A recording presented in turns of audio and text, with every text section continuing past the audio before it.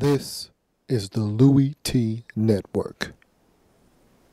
In the lab room.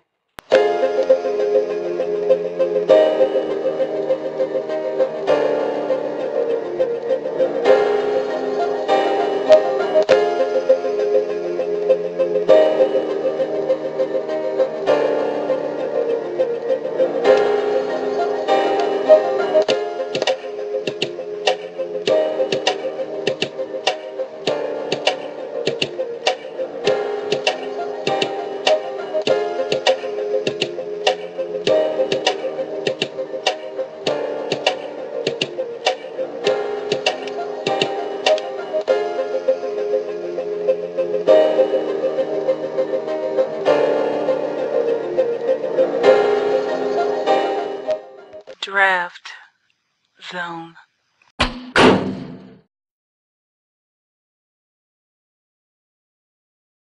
Welcome, you are in the lab room. I am your host, Lou. Thank you for joining me here on this program, 2014 NFL Draft Myth or Truth. And this is a situation where I just want to kind of clean up the NFL Draft. It's in 2 days.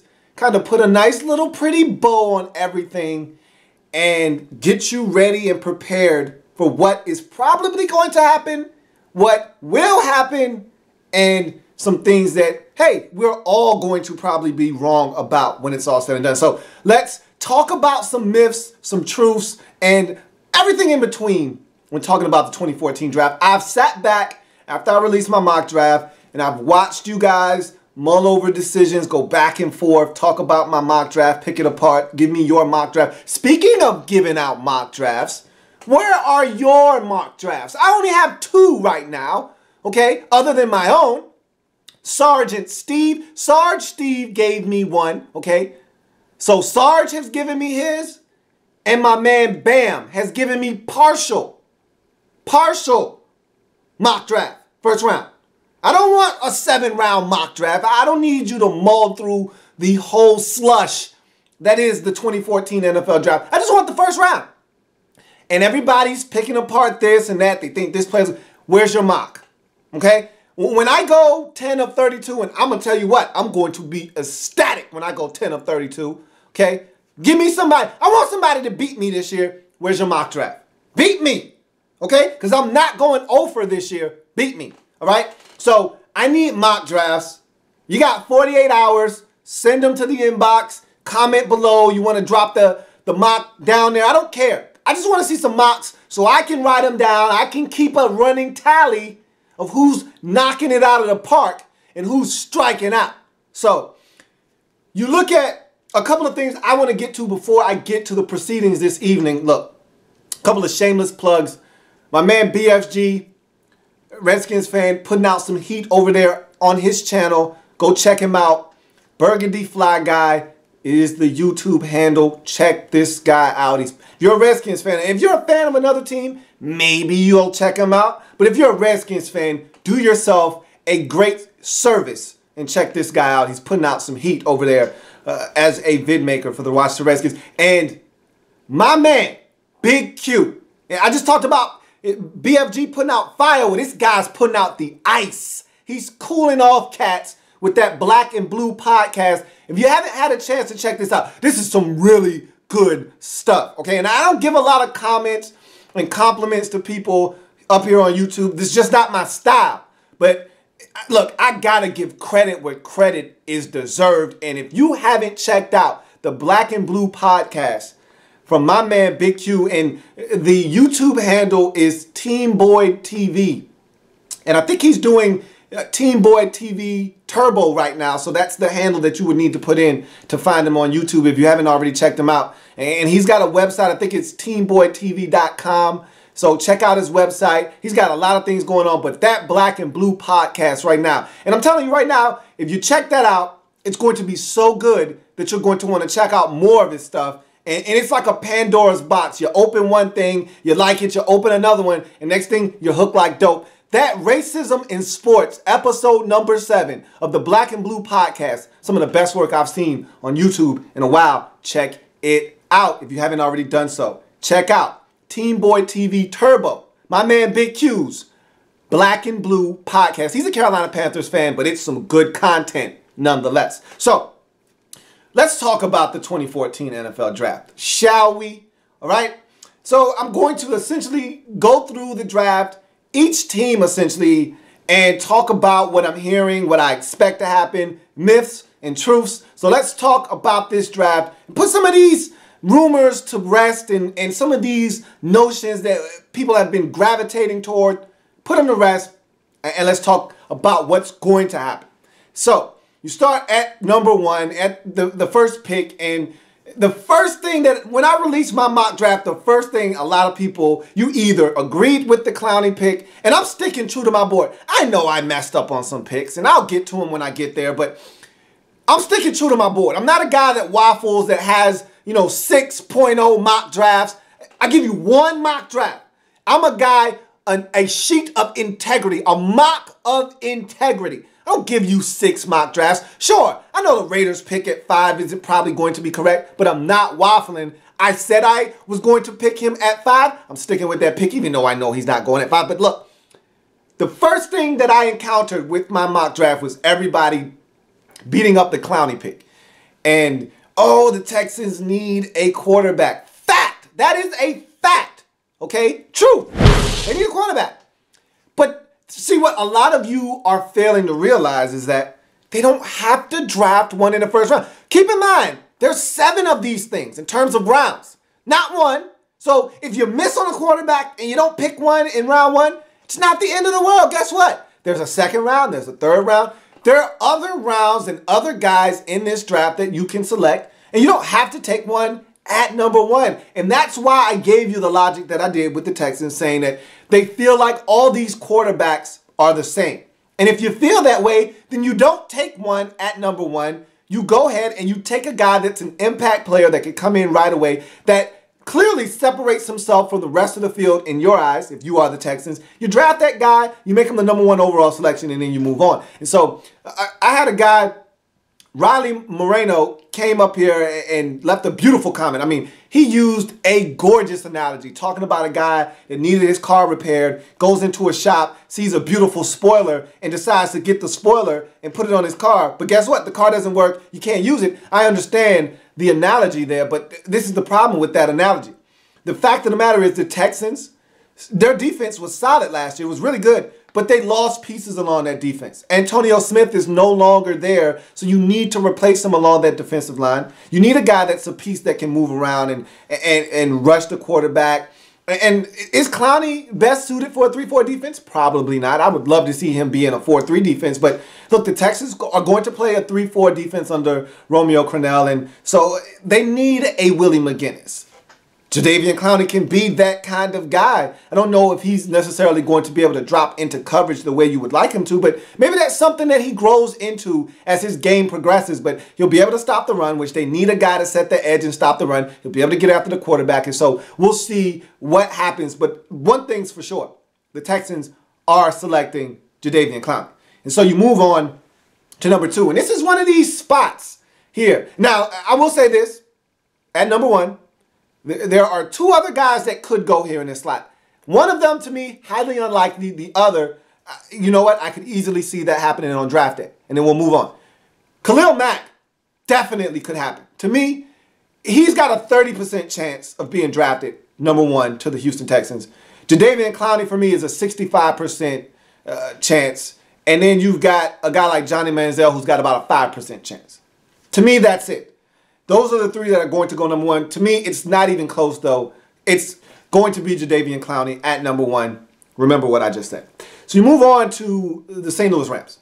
And I got a man, C-Dub, that is so excited about them traveling to Texas A&M to work out the big 3 at Texas A&M. If you don't know who the big 3 are, of course, I'm talking about Matthews, I'm talking about Evans, and I'm talking about Manziel. So They went to Texas A&M, to College Station, to work these guys out. And yes, they've had deliberations with Johnny over the whole course of the offseason and throughout this process. But who hasn't, okay?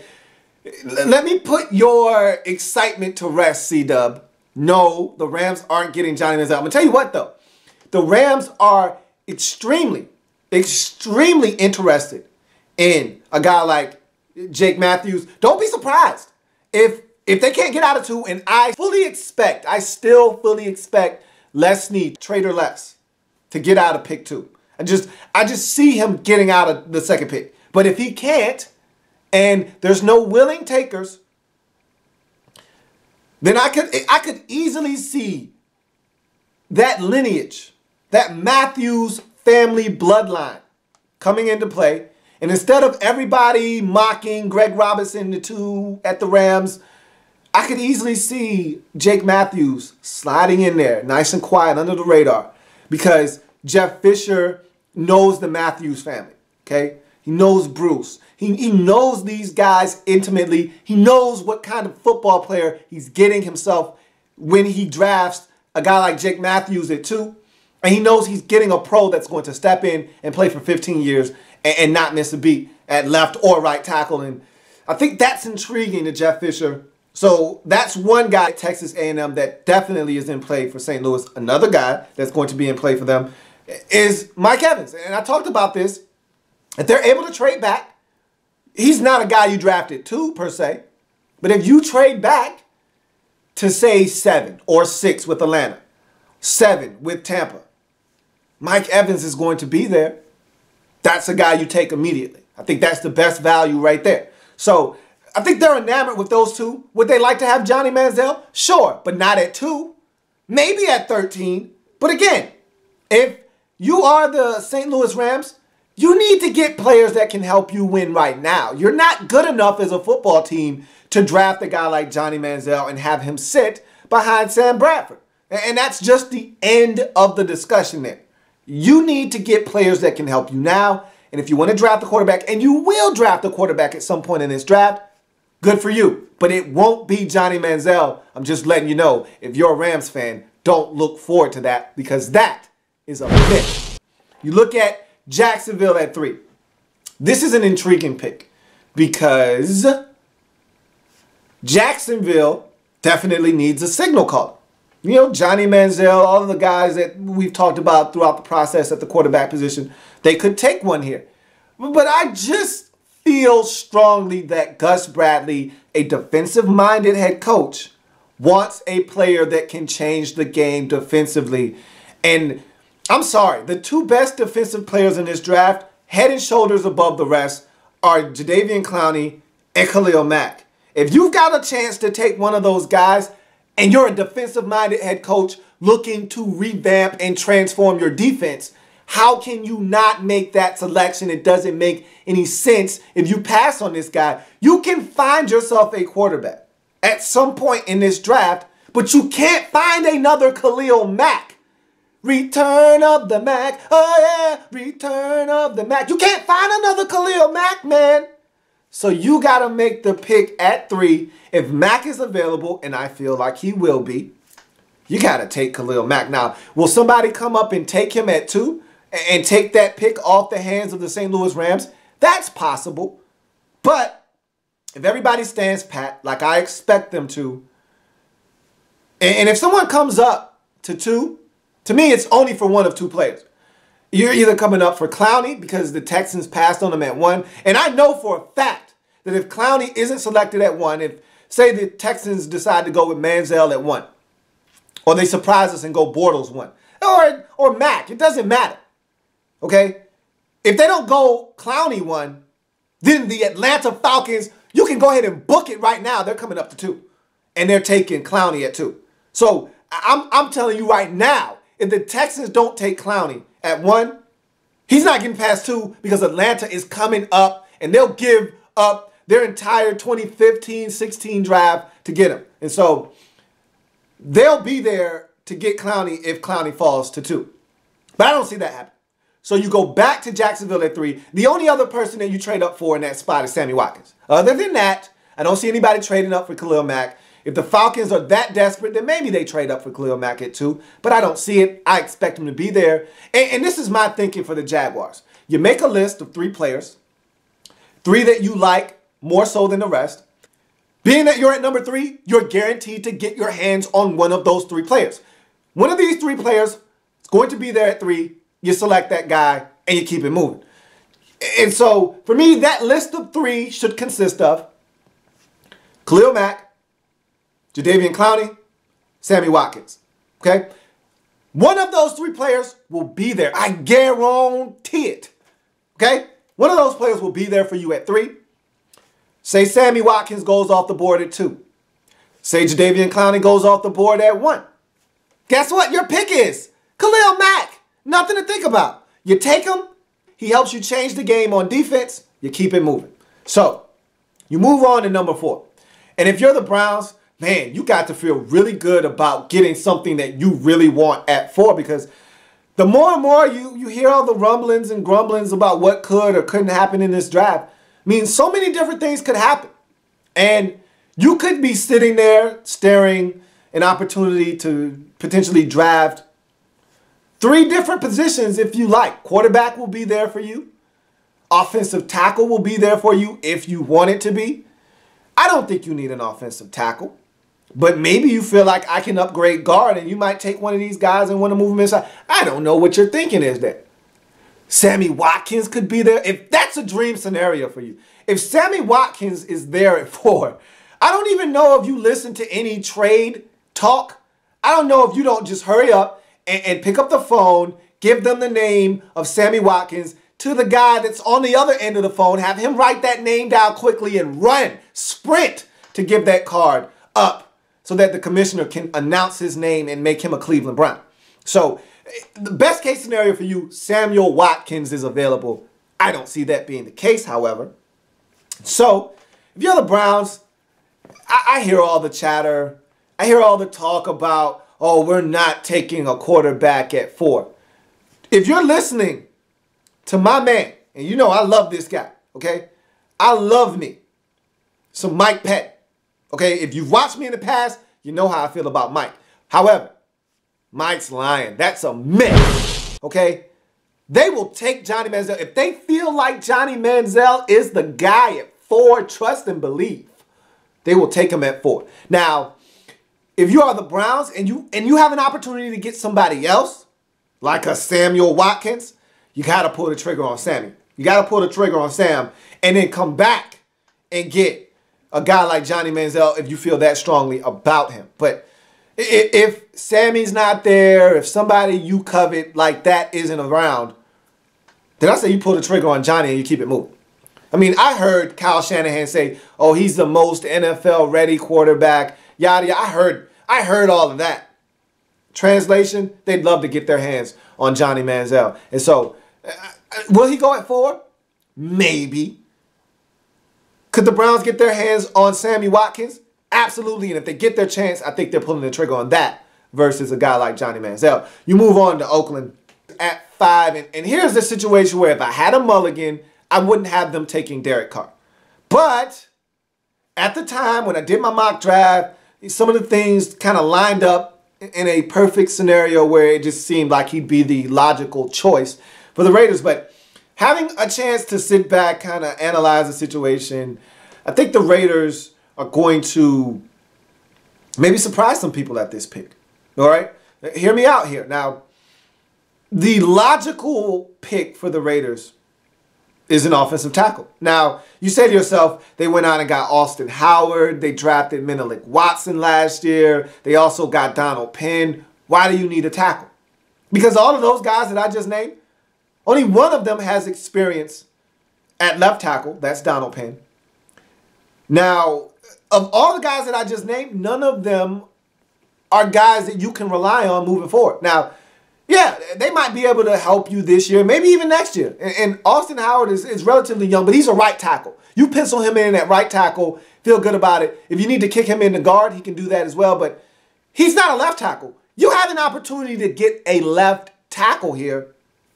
The thinking is you do it. However, what about Mike Evans here at 5?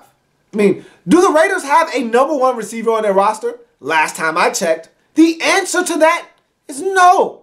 No, they don't. James Jones isn't a number one, okay? The fact that I'm struggling to think of Raider receivers right now tells you a lot. But Rod Streeter, not a number one receiver, okay? Denarius Moore, not a number one receiver. And so I could go on and on. You know, Andre Holmes, not a number one receiver. So my point is, you have a chance to get a number one receiver. Do you do that? That's something the Raiders would have to mull over. Would the Raiders love to trade out of 5? You betcha. But what's left on the board will dictate, can the Raiders get out of 5? If there's something worth coming up for, like a Khalil Mack here at 5, which I don't see how in the world that could happen. But let's just say hypothetically, Khalil Mack is still on the board at 5. Sammy Watkins is still on the board at 5, which those scenarios to me, highly unlikely. Damn near impossible. But let's just say that those guys are there. Then the Raiders would be smiling from ear to ear because they'd have the opportunity to get out at 5. But I don't see that happening. Expect the Raiders to have to make a pick. And I'm sticking to my guns. I think that the Raiders are going to take a quarterback. Even though I feel like I'm wrong, I'm sticking to my guns. What do you want me to say? I'm wrong. I know I'm wrong. On draft day, I fully expect the Raiders to take an offensive lineman. I wouldn't be surprised one bit if they took a wide receiver. But conventional wisdom says that my pick is wrong and that they're going to take an offensive lineman, a receiver, or a wild card could be that they actually get an opportunity to trade out of this pick. So we'll see what happens there. I fully expect to get this pick wrong, but I'm sticking to my guns. They're selecting a quarterback. Maybe, just maybe, it's Derek Carr. I doubt it. Seriously, I doubt it. But we move on to the Atlanta Falcons. They're an interesting team at 6 because you look at the Falcons, you look at their situation. They've been just engulfed and entrenched in trade rumors the entire process. And rightfully so, we've seen the Atlanta Falcons not be afraid in the past to trade up and give up King's ransom to do so. We saw it in the Julio Jones trade. They're not afraid to get what they want and have to give up some things to get it. So we definitely could see them trading up to 2. And to me, the only way you trade up if you're the Falcons is if Jadeveon Clowney is available. He fits your scheme to a T, and I think that's something that you would want to consider, but I just don't feel like going up for Khalil Mack is the right thing to do because you have too many needs, to me, to go up and get a guy. And honestly, I don't feel like you should go up for Jadeveon Clowney either, but he's such an intriguing prospect that I know you would definitely roll the dice and go get him. But for anybody other than Clowney, I just don't see why you would do that, give up picks. You have some holes on your team that you need to fill. I think you need to stay at 6 and take whatever's available. If Mack is there at 6, there's no hesitation. You turn the card in. But I don't expect him to be there. Clowney's not going to be there. I think you got to take a tackle off the board at 6. Feel good about what you've just done and then continue to figure out what it is you'll do moving forward. You look at Tampa Bay. And to me, I think Tampa Bay easily could move up to 2 and get Samuel Watkins. It kind of falls in line with everything they've done this offseason with turning this roster over, getting rid of Mike Williams. Just seems like this would be the cherry on the top if they could go up and get Sammy Watkins. Because the way I see it is you got Vincent Jackson already. Do you need a clone? Do you need a splitting image? He's the prototype big physical receiver that can go up and get the football, make big plays for you. Do you actually need another one of those? Like, I don't really know how that works. Where's the speed? Where's the guy that gives you an added dimension that you lack right now? If you go get Mike Evans, you just got another one of Vincent Jackson. Not saying that that's a bad thing, but again, I can see Tampa Bay trading up to 2 to get their hands on Sammy Watkins. Or I can see them staying at 7 and drafting Mike Evans. Now, a lot of talk about these guys liking Johnny Manziel. Myth. Okay? That right there to me is a myth. I don't think Lovie Smith would go out and sign Josh McCown and then turn around and draft Johnny Manziel. Because to me, Johnny Manziel isn't a quarterback that you draft and then he has to sit down and wait for his turn. If you're a team and you're interested in drafting Johnny Manziel, guess what? He needs to play right away. And so I don't think he fits the criteria in Tampa Bay. I mean, Johnny is a marketing machine onto himself. How is it that he gets drafted and he's just sitting down holding a clipboard with a cap on? Just doesn't make sense. Don't see Lovie Smith investing an early pick for a player that's not going to play, that's not going to be able to help him right away. It's not like this Tampa Bay Buccaneers team was 9-7 last year, just missed the postseason, and he's coming in to get them over the top. And so, yeah, you might have a luxury pick at 7 where you don't have to select anybody that can help you. But if you're the Tampa Bay Buccaneers, you weren't a good team last year. You were 4-12. You're stocked full of talent. I feel like you're chocked with talent, guys that can help you. Now you got to get it to gel together. But you don't need to waste a pick at 7 with a guy that's not playing right away. How about you get somebody that can help you right now? I think Mike Evans could be that guy for them at 7 if they don't trade up to 2 to get Samuel Watkins. You look at the Minnesota Vikings. This one is easy for me. Forget about what you heard, okay? Forget about everything you heard with the Minnesota Vikings. Oh, they could take Aaron Donald, or they could do this, or they could do that. They're taking a quarterback at 8, and his name is Blake Bortles. I mocked that one. I'm not wavering from that. Go ahead, lock that one up. That is a truth. You move on to Buffalo at 9, and honestly, I don't know what the Bills are doing at 9. I'm confused, as many of you are. I've heard Eric Ebron. I've heard an offensive lineman here. I've heard C.J. Mosley here. I don't know what the Bills are doing. I know this much. The Bills better not even entertain the thought of trading up. No, you can't do it. You better not do it. And so, if you're the Bills, the only thing you could do is trade backwards because you need more picks. Okay? Now, I'm a firm believer that if you're drafting in the top 10, you're drafting in the top 10 for a reason, because you lack elite stuff. And when you don't have elite stuff, guess where you get it? In the top 10 of the draft. So why would you trade back and pick up picks when you can get something elite? You want to see what elite guys can do for you? Go check the 2011 draft. Look at the first 15 picks. See what elite players can do for your franchise. So, for me, Buffalo, it's simple. If you're looking for a guy that can change the game as a tight end, then you take Ebron. I don't think that's what you need to do here. I think you need to solidify the offensive line if you get a chance. And I've heard a couple of commenters say, hey, our offensive line isn't that bad. People are sleeping on Cordy Glenn and this, that, and the other. You can never have enough tackles, and you can never have enough elite tackles. If you can get an elite offensive tackle, you got to take them. You got to take them. And so if you're the Buffalo Bills, that could be the case where a guy like Jake Matthews or Taylor Lewan could be sitting here, and whichever one you like the best is available, you take that guy. None of the tackles could be available at 9. Who knows? This draft could be funny like that. We'll see what happens. If I'm the Bills, I think you take a tackle here. But we will see. You look at Detroit at 10. And it's crazy because since I've mocked my draft, I'm hearing that Justin Gilbert is falling down draft boards. Why? Why is that? Why is Justin Gilbert not a hot commodity anymore? What did he do? All the guy did was ball out in his junior season. All the guy did was ball out at the combine. I mean, what else does he need to do? It's not like he went and ran a 4.6 at his pro day. He didn't need to run the 40 again. But if he did, it was still stellar. I don't understand it. I'm not buying it. All it takes is one. Now, could the Detroit Lions quietly be a player to trade up to 2 to get Samuel Watkins? That's a possibility. That's a very distinct possibility. Now, would I really be on board with that? Not really. Because if you look at this Lions roster, they need help in a number of areas. And I don't know if I subscribe to the theory of trading up, giving up picks to go up and get a guy that could potentially be a game changer.